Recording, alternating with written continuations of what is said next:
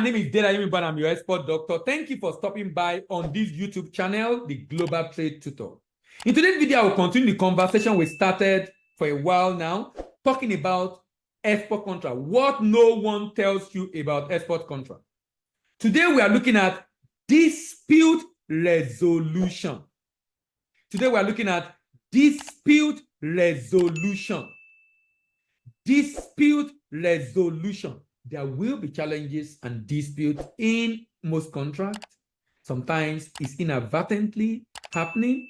It's important for you to define how you are going to resolve it.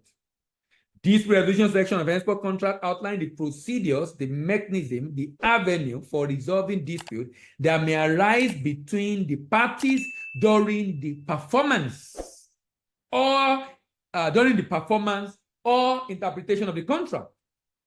This section is essential for providing a structured and orderly framework for resolution of disagreement, minimizing risk of protracted dispute, and preserving the parties' commercial relationship. When issues are resolved amicably, relationships are preserved.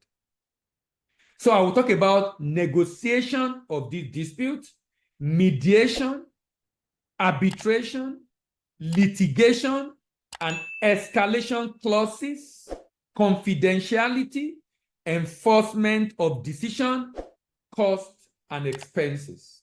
Negotiation. The contract may require the parties to attempt to resolve dispute amicably through negotiation before pursuing more formal dispute resolution mechanism. The negotiation process may involve discussion between designated representatives or senior management of the parties with the aim of reaching a mutually acceptable resolution. So, negotiation. That's conversation in the party before bringing a third party. The negotiation process involves discussion between the parties and their representatives. But you can decide to do mediation. The contract may involve mediation as a voluntary or non-binding form of dispute resolution in which an impartial third party form a dispute resolution. So an impartial third party facilitate negotiation between the parties to help reach a settlement. Mediation can be an effective way to resolve dispute informally, confidentiality, and cost effectively. It can help to resolve the dispute informally. It can help to reduce the dispute confidentially and also cost effectively, because when you go to court, it's no more confidential. It's already in public domain, while preserving the parties' business relationship. Arbitration is a commonly used alternative dispute resolution mechanism in international contract. The contract may require the party to submit dispute to arbitration, which involve referring the dispute to one or more independent arbitrators who render a binding decision known as the arbitral award. The contract should specify the arbitration rules, number of people in the panel, the language to be used if there will be need for appeal of the panel, procedure, the seat of arbitration and location, the governing law that guide the arbitration process, the language of the arbitrator, as well as limitation on the arbitrator power or remedy available. The last phase, litigation.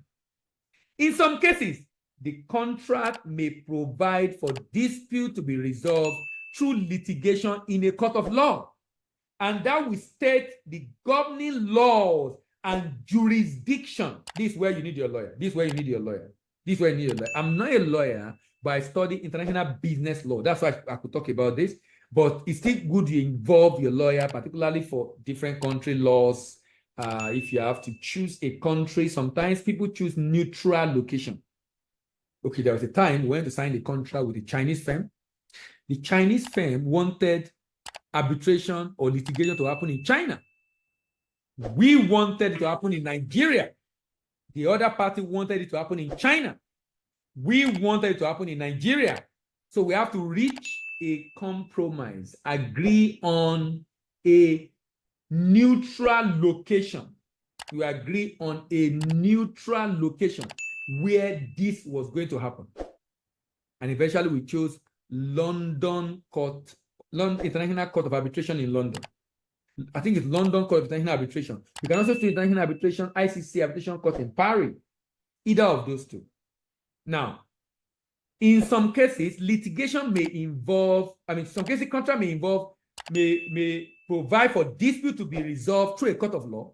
The contract should specify the jurisdiction, the venue where legal proceeding will be initiated, as well as the applicable law, governing law and jurisdiction, and interpretation and enforcement of the contract. Litigation is typically considered as last resort. Remember, negotiation between both of you, mediation, you brought in a third party to assist, arbitration, you now formalize it and get an arbitrator to do it, and then litigation. Litigation is typically considered as the last resort of resolving dispute due to the adversarial nature, complexity, and of course, potential cost, legal fees.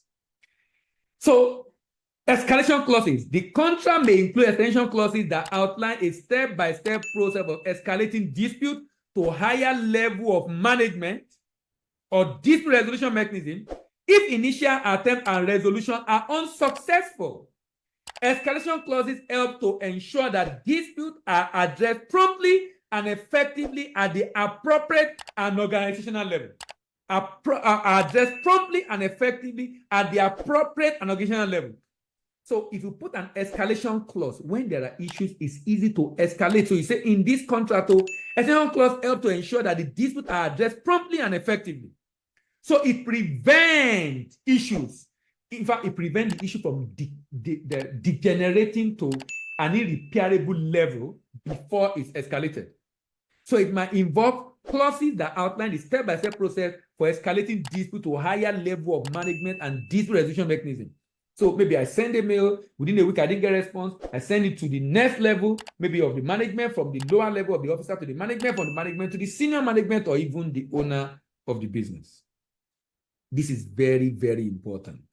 Contract should include provision requiring parties to maintain confidentiality of the dispute resolution proceeding and related document to protect sensitive information and preserve the parties' commercial interest. Very important. Enforcement decision. The contract should address enforceability of the dispute resolution decision, whether through arbitration award, settlement agreement, court judgment, and specify the parties obligated to comply with such decision within the specified time frame. And lastly, cost. The contract should specify how the cost of litigation, the expenses associated with dispute resolution, the arbitration fees, the legal fee, the expert witness fee will be allocated between the parties. This may include provision regarding payment of cost by unsuccessful parties or sharing of costs between the parties involved in the contract. The idea is this. This is the last resort. This is the last resort. This is the last resort. You want to find a way to mitigate, to prevent this from happening as much as possible. I will sacrifice anything required on my part to ensure this does not happen. Sometimes it might require me incurring some cost, but it saves time, energy, and preserve the relationship. As an exporter, you need your buyer. International trade is buyer's market. Buyers have so many people that want to sell to them. So you want to preserve that relationship as much as possible. Even though I've talked about all these legalese in this series, sincerely, depending on what the buyer wants, you might not necessarily go all the way in putting all the, you know what I mean. But if you're dealing with someone for the first time, maybe as the relationship progresses, sometimes you might want to loosen up. Because that means you get to a level that even when there are issues, you will resolve it. You find a way to resolve it amicably. So because international trade is built on trust, and that should guide your business decision. Thank you very much for this series. We'll be continuing other series later on, but thank you for following us up to this point. If you have followed the series up to this point, My name is Dela Imba, I'm your export doctor. If this video has been of help to you, give it a thumbs up. If you have a friend that needs to hear about this, that needs to do international trade, either import or export, share with your friend. By the way, this video is not just for exporters, it's also for importers. Share with your friends. And more importantly, let me have your question and comment in the comment section. My name is Dela Imba, I'm your export doctor, and I'm signing out.